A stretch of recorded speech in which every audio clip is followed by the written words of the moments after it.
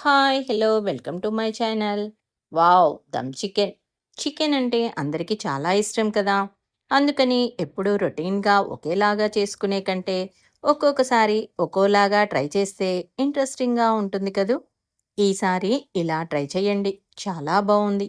ఈ process jobs చేసుకునేవారు ఈజీగా, టేస్టీగా తక్కువ టైంలో చేసుకోవచ్చు.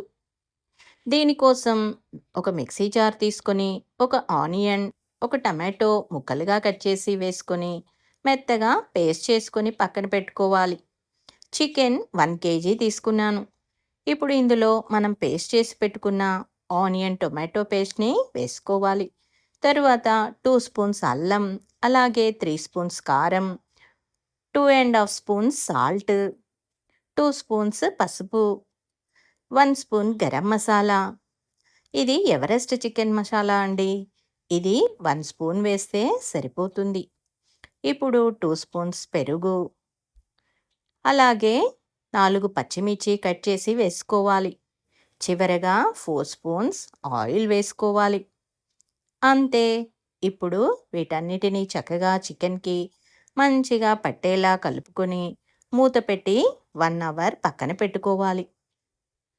1 అవర్ తర్వాత చికెన్‌కి మసాలాలు చక్కగా పట్టాక స్టవ్ వెలిగించుకొని ఈ గిన్నెని తీసుకెళ్ళి పెట్టేసి స్టవ్‌ని మీడియం ఫ్లేమ్‌లో పెట్టి హాఫ్ ఎన్ అవర్ ఉడకనివ్వాలి.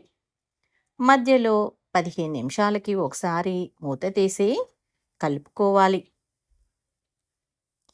ఇలా కలుపుకున్న తర్వాత మళ్ళీ మూత పెట్టి మరో 15 నిమిషాలు ఉడకనివ్వాలి.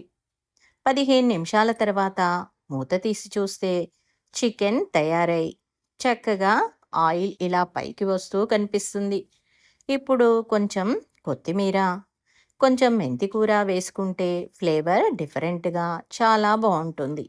ఒక స్పూన్ ధనియాల పొడి కూడా వేసుకొని కలిపి మూత పెట్టి మరో 2 నిమిషాలు ఉంచి స్టవ్ ఆఫ్ చేసుకోవడమే. అంతే. మన దమ్ చికెన్ రెడీ. చూసారా ఎంత బావుందో చూడ్డానికి? టేస్ట్ కూడా అంతే చాలా బావుంటుంది. ఇంకెందుకు ఆలస్యం మీరు ట్రై చేయండి. ఎలా ఉందో కామెంట్ చేయండి. ఈ నా వీడియో మీకు నచ్చినట్లయితే ప్లీజ్ లైక్ చేయండి, షేర్ చేయండి.